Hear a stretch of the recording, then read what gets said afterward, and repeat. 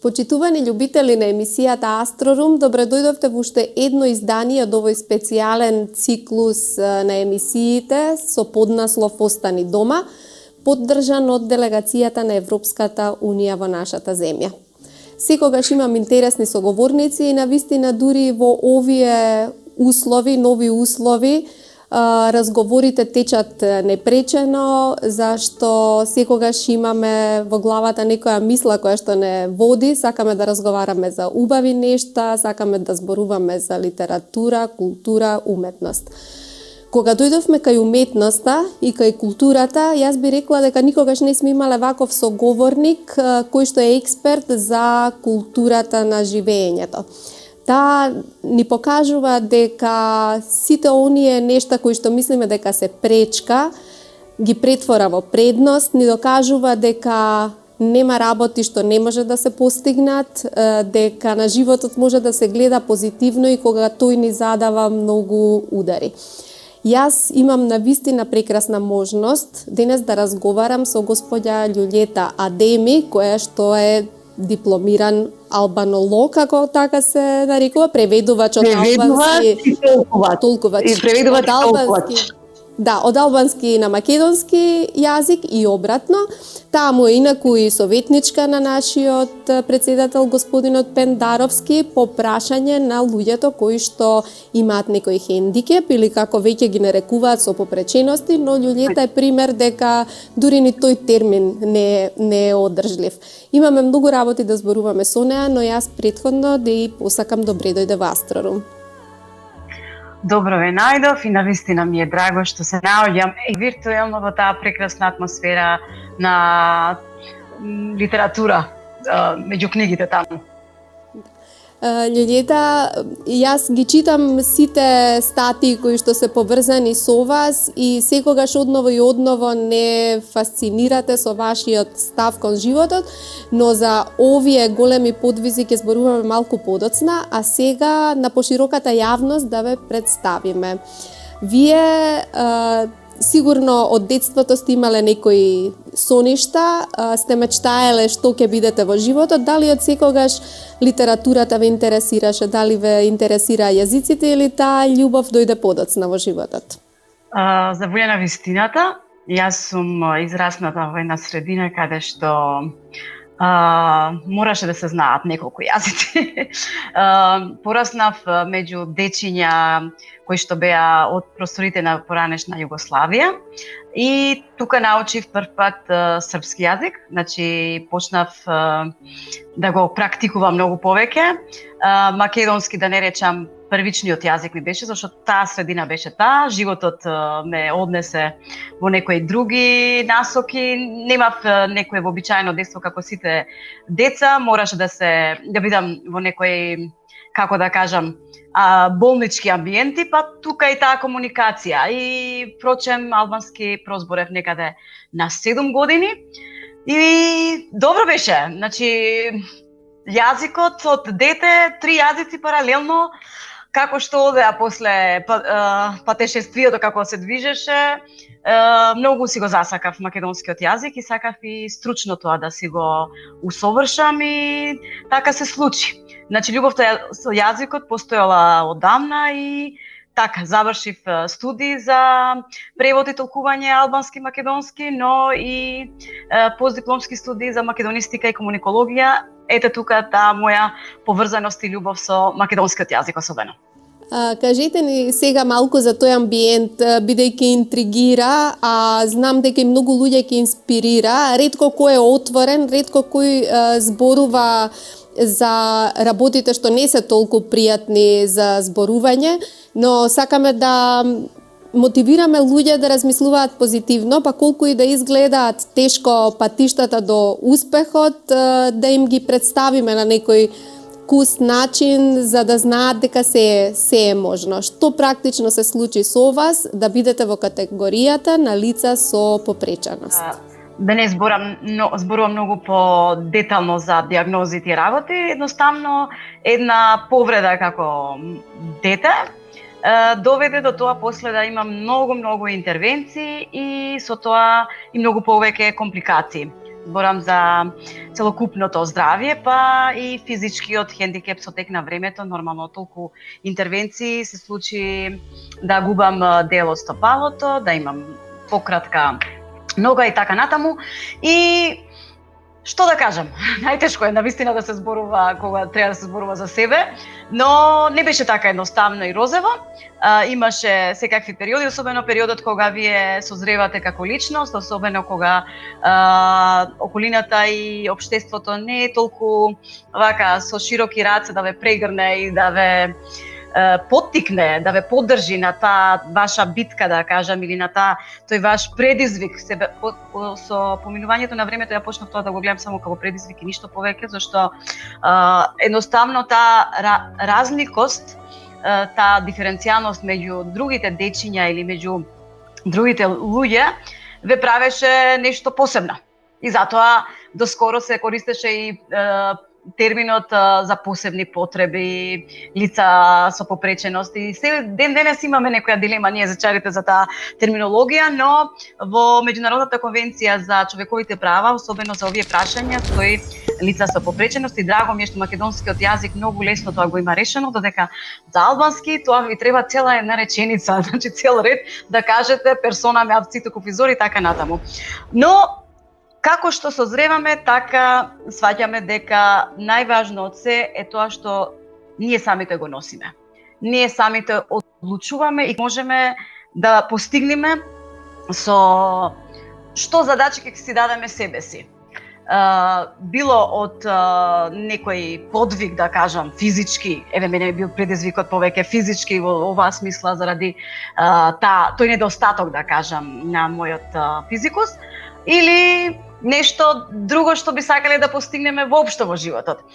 Така и се случи, од тоа забрана, да кажам, условно на првично од семејството, нели, од кругот, па не можеш, па имаш одреден хендикеп, па и пешачењето дури ми беше ограничено.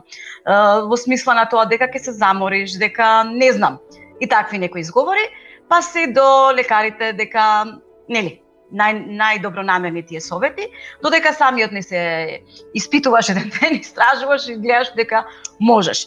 Пасијата, да ја кажам, или љубовта кон планините, од секогаш ми била уште. Не се качивте на водно, се качивте дури на Триглав. Мене тоа на вистина ме фасцинира, бидејќи јас не можам ни да замислам. Човек веројатно треба прво во себе да реши дека може да искачи еден врв и потоа телото самото ќе го следи. Предпоставувам дека води тоа така. Токму така. Зависи што вие му наредувате на вашиот дух и на вашето тело пред се. Зашто ништо не е возможно. Јас како се кажам, тој слоган или тоа мото си го практикувам веќе неколку години наназад, во моменти кога бев, да речам, не безпоможна, едноставно без излез, во смисла на тоа дека сите интервенции, како да кажам, сите препораки што ми беа дадени од медицинските лица, за жал, беа дека треба да се откажам од ногата, па дури се водеше до тоа дека може и да не сум жива денеска, но еве, јас сум тука. И решив со начинот на, нели, само излекување, со тоа што претходно претходно многу читав во врска со тоа што сакам да го преземам како чекор, сериозен чекор, секако со еден мој водич на цел тој процес, да кажам, на самоизлекување, и успеав буквално од 7 месеци непокретна во постела буквално да се искачам на љубоден со голема пауза.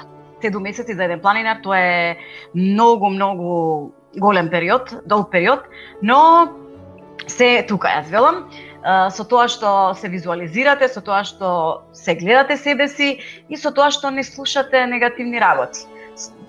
Прво нешто тоа правите, исклучувате негативна емоција, исклучувате па дури негативни луѓе и пријатели. Ние знаеме секогаш да бидеме и со луѓе што сакаме да ги сослушаме, да им дадеме некој, како да кажам, поддршка, совети, но не со цена самите да си наштетиме, зашто токму така кога ќе вие отворите тој простор, тогаш фокусот се осврнува кон вас и вие добивате таа енергија да го направите дури невозможното возможно.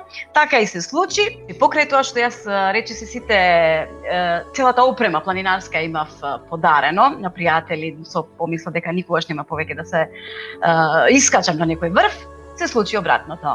После 7 месеци имав среќа, запознав еден врвен професор кој што многу истражува и е посветен на овој начин што јас го практикував на исхрана пред се, па после и на самолекување, да кажам, се во умственоста, тоа како вие го перцептирате, и успеав за 2 месеци со тој режим и преска, кажав, буквално од кревет на љубоден. Но приказната не застана тука, после љубоден јас не престанав не ги бројам ден денес колку врвови скачувам, со тоа што заминав и во Словенија, така и дојде и Триглав. Впрочем, таму ми требаше уште една потврда, да кажам, институционална, да видам дали навистина нешто канцерогоне имам се уште во мене или немам. Нели ние луѓето секогаш сакаме уште некое друго размислување, така треба да биде, впрочем. И ми рекоа, здава си код дрен. Вау, луѓе, од помисла дека може да умрете, ви докажуваат вакви резултати, тоа е супер, и тогаш искрено си ветив себе си ветив дека ќе го искачам Триглав, со тоа му се обратив, да, годинава дојдов да видам дали ќе живеам или не, до година ќе видиме, ќе те искачам. И кога искрено нешто посакувате, искрено нешто го визуализирате, го имате на ум и тежнеете, но секако само дисциплина, подготовки, се што успехот не е случајност, бара голем труд, голема посветеност, и така и се случи. Го искачив Триглав со многу напор, но не знаејќи дека со тоа јас запишувам историја во планинарството. Затоа многу ми е драго. После кога се вратив во Македонија, дознав дека тоа, впрочем, сум прва жена со попреченост што воопшто некогаш го искачила тој предизвикувачки врв. И за мене беше голем успех. Успех во смисла на тоа дека се преклопи со кампањата што ја водам веќе неколку месеци, па скоро година ќе направиме. Гледаја способноста, не неспособноста. Дојде така природно, сама по себе, од тие искачени врвови, прочем, и реков зошто ова да не дојде со точна порака, конкретна порака за сите лица со попреченост, за сите лица што немаат попреченост, но некако мислат дека се спречени да преземат некој поголем чекор во животот, во смисла на тоа да направат некој исчекор, па дури врв да искачат. Еве, не знам, јас сум запознала многу пријатели што велат вака: "Лули, кога сакаме нешто, ете, водно да го искачиме, пример, водно ние нас денес за тренинг можам да го сметам, само помислам како ти со една патерица си успела Триглав да го искачиш и нема оправдување, нема никаков изговор." Да, тоа е така, но апсолутно мотивацијата е една, но сепак треба да го сакате вистински. Јас можам со часови да зборувам, но ако човекот вистински тоа од внатре, од душата да не го сака, не можете. Ми се случило, еве, самохран родител сум, имам и една ќерка за која се грижаме веќе 12 години и сакав со секоја цена да ја поттикнам да планинари. Се случи традиционалното искачување на Титов врв и во таа состојба тогаш бев со двете патерици, токму тој периодот на непокретност, како што кажував, имаше доста представници од амбасадите, дури нашиот амбасадор, евроамбасадор, беше присутен, бидејќи традиционално тоа е искачување на врвот Титов врв, и јас отидов само да бидам присутна во таа енергија, во тој позитивизам, во тој дух, и окей, после кој било шапка, знаете, значи тука е конак, манастир, и реков, едно кафенце таму ке го испиеме, така, со двете штаки, куц, таму да биде. И со ќерка ми. И гледам нешто и се лоши, нешто не е добро. И викам, зошто вака? Нели, млада си, витална си, како? Гледаш мајка ти со две патерици, сака да се качи таму, да го испие дури кафето. И едно ми рече, мами, вика, ти немаш нозе, вака се изрази, имаш јака волја. Јас може би имам две нозе, но немам некоја волја да искачам пламени. И од тогаш не и реков нешто, ајде со секоја цена. Значи, се тоа е индивидуално. Ете, го земав најличен примерот со ќерка ми. Дури ме изненади сега, пред 2 месеци почна она, без да не се наметнам, без ништо, сама да го искачува водно, па дури секој ден. Тоа е, значи, да си го сакате и да си го имате од душа.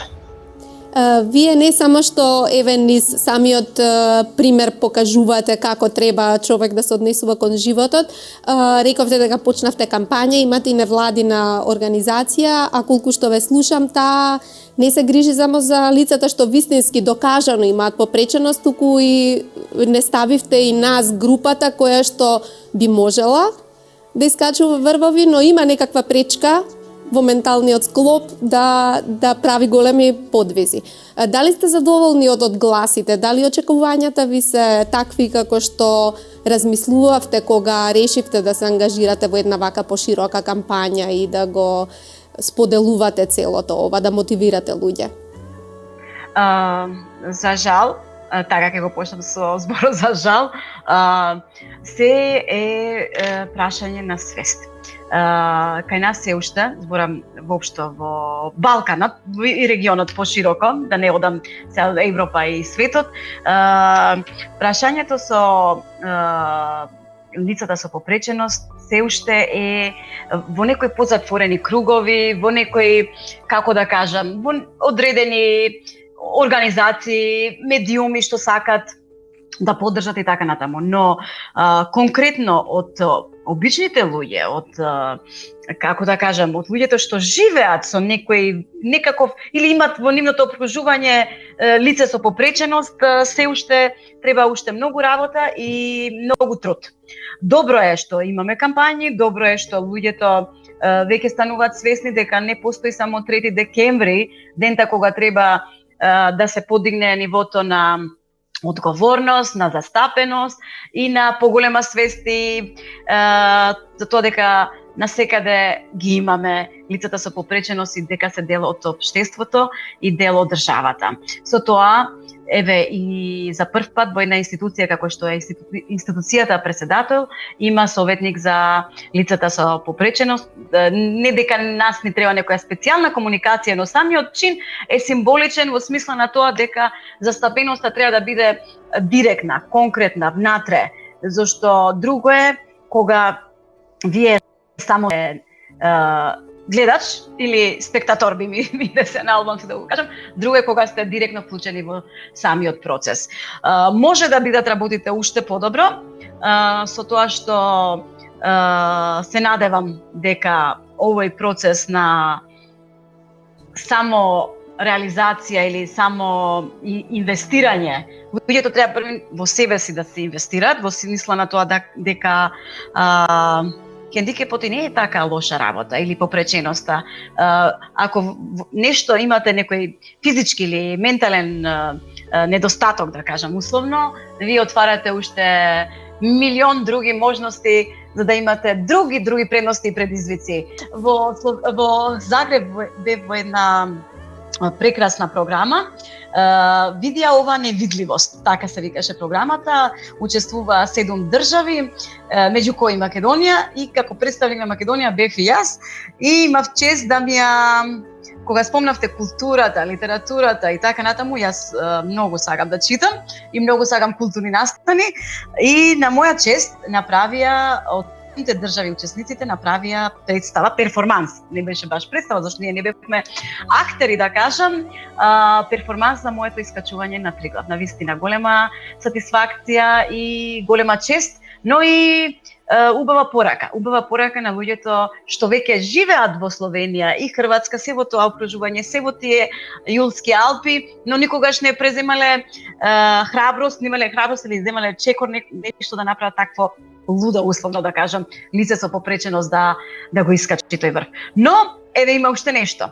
Бидејќи нормално, љубовта секогаш кон планините прави вие да се обучувате, да истражувате уште повеќе, да читате дури многу повеќе за тоа. Скоро видов едно видео и многу сум среќна за тоа, дека пред 2 години врвот на светот го искачила една жена со 2 протези, без 2 нозе. Замислите тоа, која мотивација, која инспирација ми е за понатаму. Значи, се е можно, се е тука како ние го програмираме мозокот и како ние сакаме да им пристапиме на работите и на нештата. Многу го сакам животот.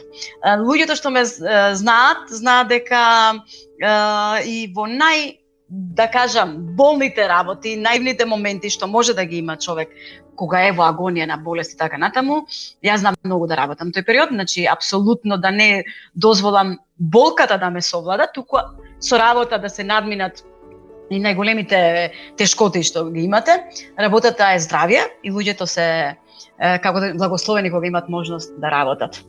И затоа вие сте нашата Фрида Кало, би можело слободно да се каже. Мислам една паралела. Да, апсолутно, ја обожавам, не заради уметноста и нејзиниот еволуционерен дух, но и за тоа како она не се предала ниту еден момент и токму така. Можеби имаме некоја сличност со долгите фустани, шарените фустани и тоа дека Фрида имала протеза и тоа знаела многу умешно да го покрие, да кажам условно, но да даде многу во општеството, не знам. Сите ние треба да имаме наш модел во животот, да. Вие сте некако како родени, како предодредени да ги кршите предрасудите. Јас веројатно го чувствувавте тоа низ животот или можеби овој хендикеп, условно речено, доминираше над оној надминување на разликите меѓу два народа, два јазика.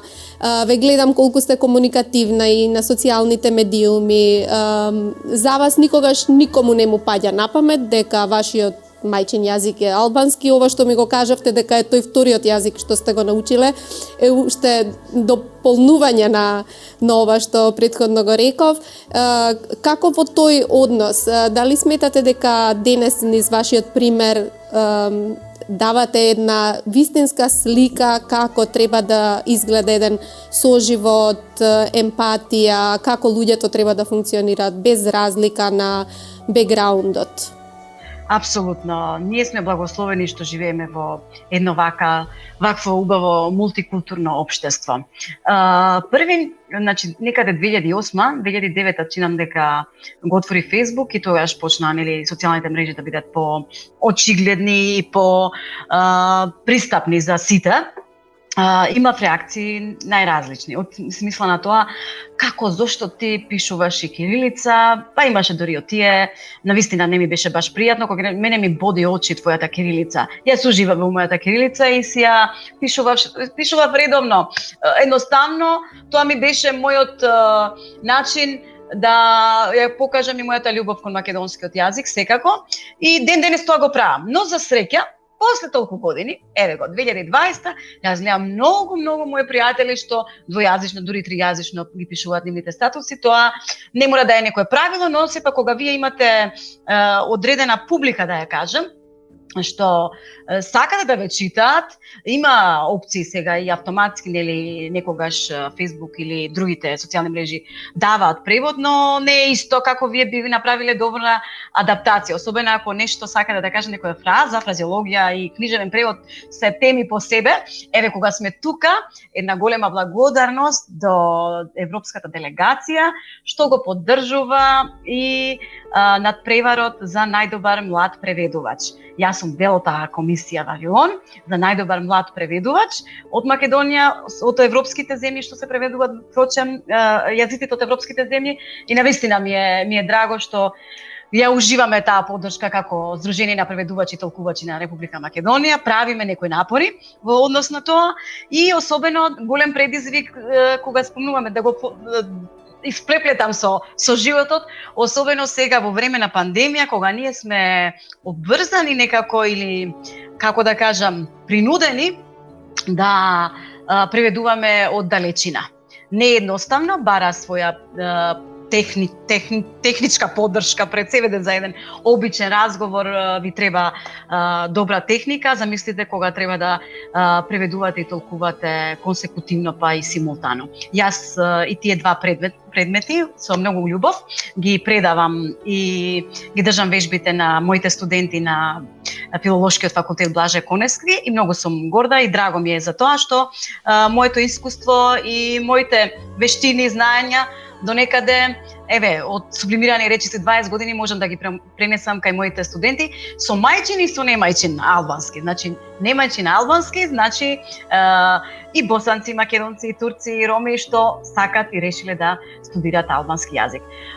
Со животот е цреша на тортата, како шлак на тортата. Сега малце ми се меша фразеологијата и обично тоа е природно да ви дојде така, кога се отварате и тука се тие кодови на јазикот. Психолошки тоа е во ред и драго ми е што сум обкружена со разноликости и би сакала секогаш, ама секогаш тоа да се користи за доброто. Не тука да се гледа изворот за раздор и изворот за, не знам, за инаети, еве, ние сме на прак на една убав празникот Бајрам и се надевам без разлика дали ќе бидеме на карантини или не, виртуелно ќе ги впусиме тортите, овие баклавите традиционални, што ќе ги постираат нашите пријатели, роднини и така натаму.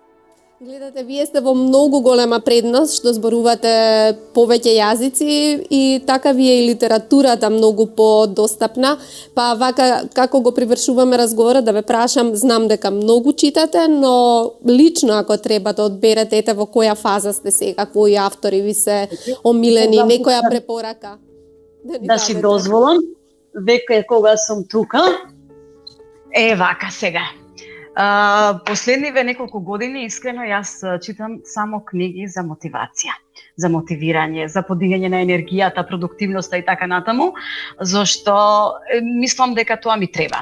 Индивидуално човек што му треба, тоа си избира за читање и најмногу тука се наоѓам, бидејќи колку да бидете мотиватор, да кажам, или да имате инспирација однатре и не знам да ви дојде, сепак има моменти кога ви фали таа доза на самодоверба, на личен развој и така натаму. Освен што посетувам многу, еве сега, онлайн повеќе ќе бидат, курсеви, обуки за личен развој и сакам да луѓето во иднина секогаш да појдат од тоа дали навистина уживаат во тоа што го прават и дали навистина уживаат во тоа што го читаат.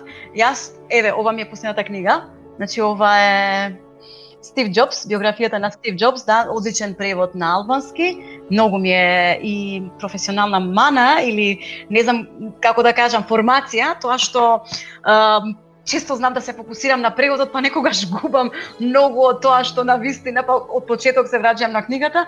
Знам да ги читам еден наслов да го читам на 3 јазици, англиски, македонски, албански, па после гледаш дека превод на превод голема разлика има, затоа е добро оригиналот, но за среќа сме тука и ние книжевните преведувачи, меѓу кои сама се вбројувам и кога би можела и би имала избор во иднина да изберам на жанровите на превод, со голема љубов би одбрала книжевен превод и препеви. Уживам навистина во тоа, но не е тоа така далечно тоа, можеби во некоја далечна иднина да кажам или блиска иднина, не знам како ќе се одвиват работиве со целиот поредок на светот. Со голема љубов би пишувала книги и би направила тие препеви на стихови што ми се така подраги. Нека читат луѓето тоа што уживаат, што им е драго. Немам некоја специфична препорака. Еве, освен Стив Џобс уште еднаш, за мене баш во прав момент, бидејќи еден од најбогатите луѓе, да кажам, во универзумот што беше, најкрај пораката му е дека материјата е материја, навистина овозможува за олеснување на животот, но сепак ако духот не ви е полн или како да кажам, ако нештата не ги имате, не ви избираат однатре, не може никој, ниту една пара тоа да го купува. Љулјета, јас само во овој половина час како да присуствував на еден говор мотивацијски од оние најпопуларните тет што ги гледаме на YouTube. Ви посакувам да имате и такво искуство, да ве поканат, да ве слушаат многу луѓе, бидејќи во себе носите многу поуки. Навистина е малку времето да ги отвориме сите ваши афинитети, да зборуваме и за јазикот, и за литературата, и за животот воопшто. И ова е еден показ дека јас во овој разговор имав еден уметник на живеењето. Можам да ви ветам кога ќе се видиме во живо да си одберете некоја книга од продукцијата на Арсламина. Во една од книжарниците, сега се отвори најголема во Сити Мол, да си посакаме да ни се отворат книжарници, не кладилници, и да можеме барем малку да земеме од вашиот ентузијазам и да го пренесуваме така и на другите луѓе. Вие ова што го рефлектирате, мислам дека и преку екранот и дека паѓањето на интернетот и на сигналот понекогаш не може да ви ја сопре енергијата. Јас ви благодарам за ова гостување и се надевам дека ќе имаме уште вакви разговори. Јас искрено ви благодарам и навистина ми беше драго да сум во ваше присуство. Кога сме кај отворањето на книгите, сакам ова за на крај да го потенцирам. Лично сум присуствувала таму на тој простор и сум барала книги на албански јазик и драго ми е што има едно убаво катче и издание на албански јазик. Еве, со новата книжарница, нека биде и ово еден апел да имаме и што повеќе книги и на албански јазик во тие рафтови, бидејќи фали. Имаме дефицит во Скопје воопшто, како да нема доволно, како да кажам, нема доволно книжари што промовираат и книги на албански јазик. Книгата е книга, било на кој јазик, но добро е кога нудите повеќе можности, повеќе јазици. Ви благодарам уште еднаш. TEDx веќе во Албанија сум присуствувала и ми е драго за тоа. Се надевам дека наскоро во Македонија ќе имаме таков тип на раскажување на убави мотивацијски говори и така натаму. За на крај? Еве една порака од карантин, бидејќи сега некако луѓето се свестуваат, вам ова не ви е ништо ново. Упативте многу пораки, но еве, што научивме од овие 2 месеци? Колку што живееме вонредно?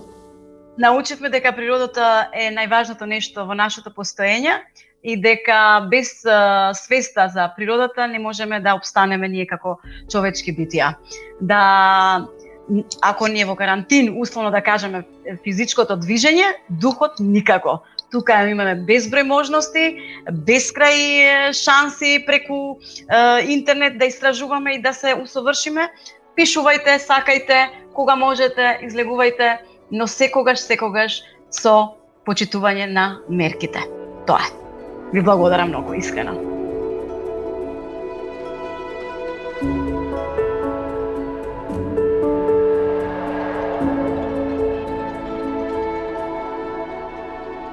you.